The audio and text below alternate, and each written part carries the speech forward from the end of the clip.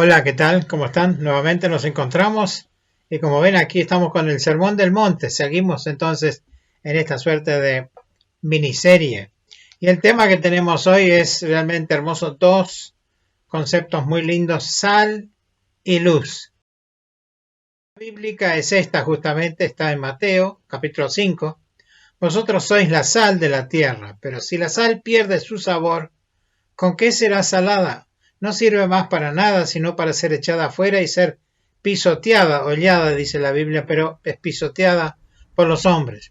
Y dice, además, punto 2, vosotros sois la luz del mundo. Una ciudad sentada sobre un monte no se puede esconder.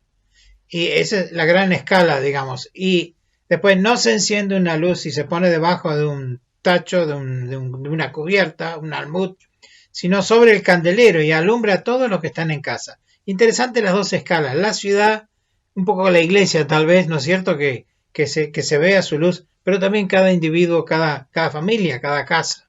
Y así entonces dice, alumbre vuestra luz delante de los hombres. Y la razón por la cual hay que hacer esto es para que vean vuestras buenas obras. Es muy lindo este concepto de que sea a través de las buenas obras que ellos puedan ver esta luz y glorifiquen entonces a nuestro Padre, a vuestro Padre.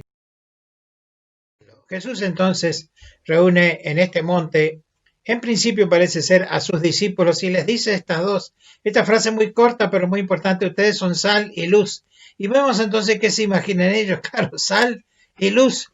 Es fantástico cómo Jesús es capaz de usar objetos, a ver, tan cotidianos que te quedan metidos en la mente, o sea, es muy difícil olvidar este ejemplo que Jesús está dando a estos hombres que no son doctores en la ley, son apenas gente de trabajo, si queremos definirlos así, pero estas imágenes a cualquiera en realidad, desde un niño hasta el más encumbrado doctor, entiende esta hermosa imagen. Y son dos conceptos fundamentales.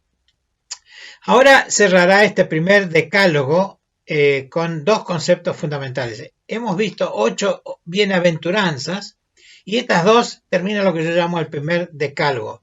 Pero estos no son para ser escondidos por los creyentes, y esto es muy importante, sino que serán para un uso muy determinado en la sociedad. Es muy lindo que al comenzar este sermón del monte Jesús ha puesto la mira sobre la actitud personal, pero el efecto que puede llegar a producir en la comunidad estamos. Toma dos elementos que nos sorprenden de repente, como dice aquí, por su sencillez, su cotidianeidad y su permanencia, como la sal y la luz. Son dos elementos hogareños, son fáciles de recordar para aquellos pragmáticos discípulos y, ¿por qué no?, por nosotros también. Este pueblo de Dios no es un lugar aislado, no es un grupo aislado, no es monástico, ni siquiera elitista, sino es una parte de la sociedad. Y esto es muy importante lo que Jesús quiere hacer notar. El Hijo de Dios vino y se hizo parte de este mundo, se metió en todo y pudo de esa manera vincular de alguna manera este mensaje de Dios, pero que llegue hasta la misma gente, hasta todos. Y la sal es el primer caso que tenemos aquí. Y dice, ustedes son la sal de la tierra. Muy interesante porque él dice, ustedes son. Él no, él va a mostrar el camino, él va a inducir de alguna manera, introducir este concepto. Pero dice, ustedes son. O sea, la tarea que nos toca también a nosotros. Y aquí es muy importante porque dice, la palabra que aquí utiliza es de la tierra. La palabra en original aquí es G, viene de G, la cual nosotros tenemos incorporada en nuestras políticas en nuestras palabras como geopolítica, geografía y así, etcétera, etcétera. Ese es el origen. Podríamos entonces entenderlo que esta sal es para la geografía humana. A ver, la distribución de los pueblos a través de todo el globo terráqueo. Este es un poco el concepto que encierra y tiene virtudes la sal. La sal tiene la virtud de conservar. Y eso hasta que después se inventó todo el sistema de refrigeración, fue la medida estándar para conservar los alimentos. Es como un conservante.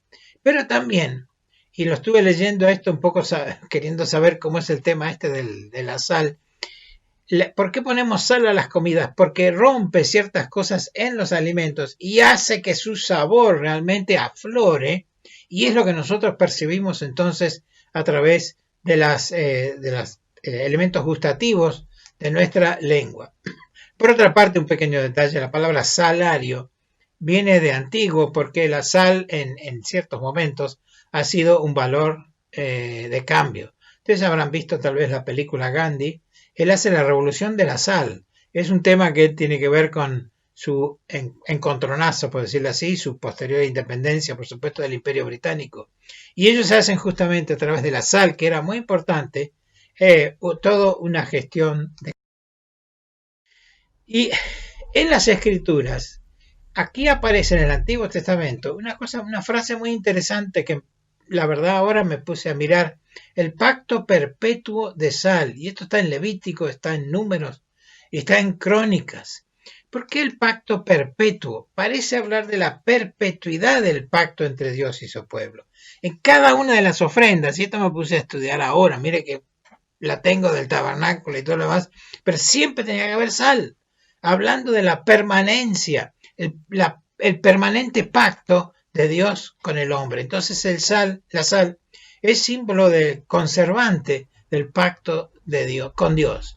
Esto también lo podemos asociar un poco a estas palabras que Jesús, no solo lo que más o menos nos imaginamos inmediatamente, sino también esta suerte de conexión histórica con el pasado. Y otra cosa curiosa, cuando uno se pone a estudiar, no desaparece la sal. A veces, no, pero pará, que un vaso de agua, le echo sal, la mezclo y no está. Sí, perfecto, parece desaparecer. Pero si se evapora el agua, allí estarán todavía los cristales de sal. Se ha diluido, pero no desaparecido. ¡Qué buena imagen que usó Jesús entonces! Parece que lo nuestro se diluye, ¿no es cierto? Pero no desaparece. Y eso es, a ver, qué bueno que es saber esto, y Jesús mismo nos está dando estos ejemplos. Así debe ser nuestra gestión entonces en la geografía humana de la sal. Y también termina con una advertencia, muy buena, porque en ambos casos, sal y luz, hay advertencias. La sal puede perder sus cualidades, la cual le hace inútil, que es esta que se habla de poner en los caminos y que después las personas lo pisotean. De hecho, se usa sal cuando hay mucho hielo en los caminos para que se pueda transitar. Y esta es la palabra que Jesús usa, inútil. El cristiano se vuelve inútil. A ver, Jesús la tira a la positiva para empezar, pero después te dice, ojo, que puede perder su sabor. Qué lejos que debemos estar esto, sino ser creyentes útiles y no, por supuesto. Ahora vamos a la luz, la segunda parte. Y aquí, para mundo, que dice, vosotros sois la luz del mundo, la primera vez dice sal de la tierra, que ya vimos, ahora dice la luz del mundo, y aquí usa otra palabra original, que es cosmos. Cosmos es una palabra griega que significa orden. A ver, nosotros un poco la palabra cosmos la usamos en otra manera. Esto lo popularizó Carl Sagan con su serie Cosmos, que habla del universo, etcétera, etcétera. Pero aquí, y en la antigüedad, cosmos significaba humanidad organizada. ¿Se dan cuenta de la pequeña diferencia entre las dos palabras? Uno es terrícola, terrestre, distribución geográfica de las poblaciones, pero esto es humanidad organizada, son los pueblos directamente. Y la luz entonces es para la organización humana. Y a ver, en Juan 3:16, porque de tal manera amó Dios al mundo, usa la palabra cosmos, no geo, ¿sí? Porque justamente está hablando más de la humanidad, de las personas, no tanto en su distribución. Jesús, dice Jesús, aclaro aquí, Jesús no era el día de Jehová viene en el futuro, era la luz en las tinieblas. Es un pequeño foco que perfora las tinieblas para orientarnos en esta presente oscuridad. Pero cuando Él se va, nos dice que nosotros somos la luz del mundo. Esto, por supuesto, lo está diciendo ahora, anticipando esa realidad. Y el apóstol Pablo retoma este concepto en Filipenses 2:15 cuando los llama luminares. Y que la palabra original es linda, ¿eh? Fostes, que viene de foco, ¿sí?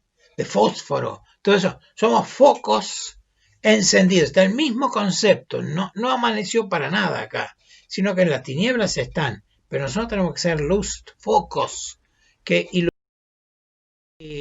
muestran entonces al mundo otra cosa. Y aquí vamos a una pequeña ilustración. Jesús dijo, yo soy la luz del mundo, y la dijo ahí, en ese punto, que podemos decir que más o menos es el centro de ese mapa, por lo menos.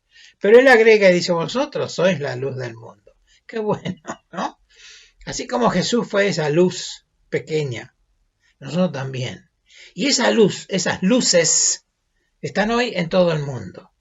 Están hoy testificando silenciosamente, como la sal se mezcla, parece que desaparece, pero está. Y esa luz que está iluminando, así, en distintos puntos, en esta geografía humana, ¿sí? La presencia del Espíritu Santo en cada uno de los creyentes. Y aquí también hay un llamado de atención.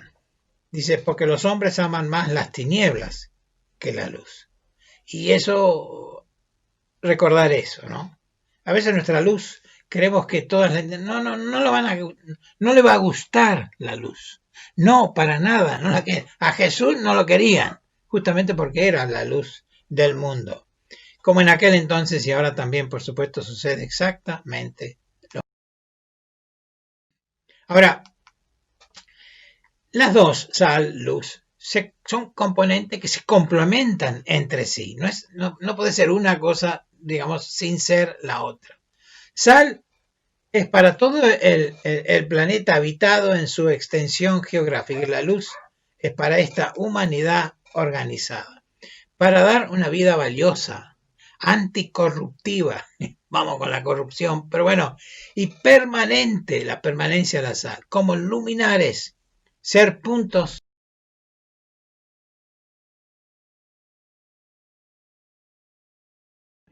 Hay buenos ejemplos de cristianos que hicieron su aporte a la humanidad. Aquí vamos a citar algunos personajes, pero recordemos, por ejemplo, el desarrollo de los hogares para niños surgió de los cristianos.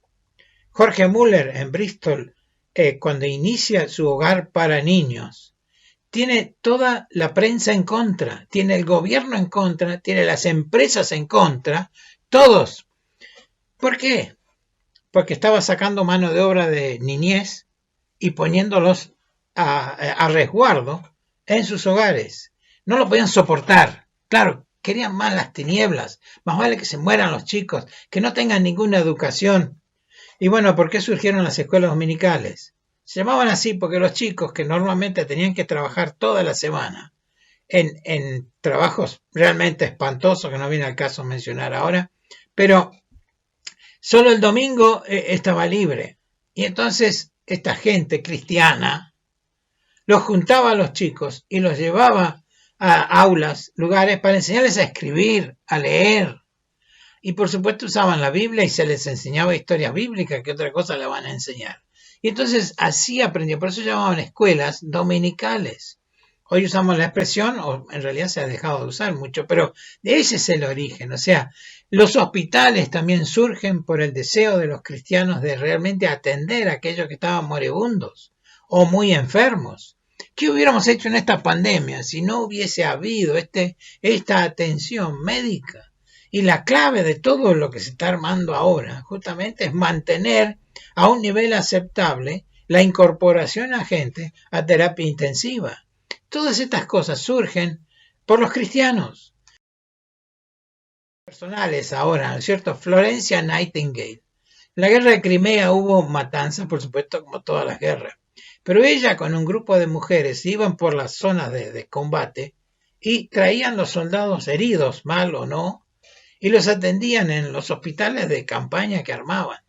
Se le llamaba la mujer de la lámpara porque recorría las noches atendiendo a los enfermos. Y ella empezó todo lo que es la enfermería. Inclusive después puso un instituto en Londres para la capacitación y preparación de enfermeras, las que están en el frente. Hoy en día son gente que está en el frente y pobre gente, aún hoy tienen que sufrir por los vecinos que no los quieren, porque qué sé yo, por aquello. Qué cosa espantosa. Y es porque hay gente que tiene vocación para hacer ese servicio, iniciada por esta mujer cristiana, Florencia Nightingale. Michael Faraday, un cristiano también que estudió todo el electromagnetismo y nos dio las bases de muchos de los elementos eléctricos que hoy utilizamos, en particular, por ejemplo, el motor eléctrico. Cristiano también, porque estos tipos, ¿saben lo que pasa? Ellos decían, si Dios es un Dios ordenado, entonces toda esta cosa que tenemos, tiene que haber un orden. Kepler y todos los demás matemáticos decían, tiene que haber una estructura. Newton, tiene que haber una estructura. Si es un Dios de orden que creó esto, tiene que ser una cosa ordenada. Entonces busquemos en la ciencia, esta es la ciencia verdadera, cómo funciona todo eso y lo vamos a descubrir. Y ese origen cristiano del concepto de ver que Dios es un Dios creador de orden, ellos entonces deducen esos órdenes y se dan cuenta que son matemáticas esas cosas. Qué cosa increíble. A veces se le endilga a la parte espiritual una falta total de ciencia, pero bajo, nada que ver. Realmente han sido hombres que se han jugado por esa ciencia verdadera, sabiendo que Dios es un Dios que crea las cosas justas y descubren las leyes del funcionamiento de todo el universo, pero también los funcionamientos inmediatos de todo lo que está aquí en la Tierra, posibilitando las máquinas, la creación de máquinas, posibilitando la creación de estructuras también económicas, y así el mundo pudo ir avanzando entonces, gracias a quién, a estos cristianos. Desmond Tutu es mucho más reciente, la época de Nelson Mandela, Sudáfrica, el apartheid. Él es el religioso que junto con Nelson Mandela, que sería el político, dieron paso a que termine esa cosa tan nefasta. Y vaya si hay todavía ese tipo de temas todavía dando vuelta en el mundo de hoy. Cristiano, que se jugó también por una cuestión social. ¿Qué diremos de Johannes Gutenberg? Si bien él nos creó la imprenta, él la perfeccionó. El primer libro que produjo fue la Biblia. Y en alemán, porque él es alemán, llevando la palabra de Dios al idioma de la gente. Y qué importante que ha sido la imprenta para difundir las ideas, para darlas a conocer. Hoy se transmite electrónicamente, pero también se usa en un sentido la letra, la parte impresa, para que podamos entendernos de qué se trata. Cristiano también, por supuesto, y no podemos dejar esta sin Martín Lutero. Aquel cristiano también que se dio cuenta que estaban equivocados. Habían llenado tantas cosas raras alrededor de la palabra de Dios, que él dijo, vamos a leer la palabra de Dios. Sola escritura, uno de los principios que tuvieron estos reformadores, que reformaron todo, modificaron todo. Es el principio del protestantismo, porque protestaban contra la institución que los tenía encarcelados. La palabra de Dios no se podía difundir. Él es el que traduce al alemán, que era su lengua, el idioma, seguido hoy, por supuesto, con distintos institutos, Wycliffe y otros, para llevar la palabra de Dios a la gente. Cristianos que se jugaron de verdad. Y nosotros, recordemos que el mundo en la época de Jesús no fue mejor que ahora. Era un grupo chiquito, 12 discípulos, pongamos un poquito más que aquellos que bueno, después se habla de 500 también, pero en el medio, ni siquiera en el centro, pero en la periferia de un enorme imperio romano, una cosa impresionante, ¿cómo vas a poder ir en contra de eso? Tal fue la gestión, Pablo y todos los demás, que al final uno de los emperadores, Constantino, se convierte, porque ya no puede oponerse a esto. Y este impacto inclusive de texto bíblico, para que luego la gente de Tesalónica tuvieron que decir, estos que han trastornado el mundo también han venido acá. Qué bueno sería que realmente nos recuerden como trastornadores del mundo. Sal, una pizca de sal hoy, ¿sí? Hagamos que esta semana un poco más y tal vez un poco de luz pongamos en este mundo. Que nuestra luz alumbre ¿Para qué? Para que glorifiquen a Dios en esta gestión. Que Dios les bendiga muy ricamente.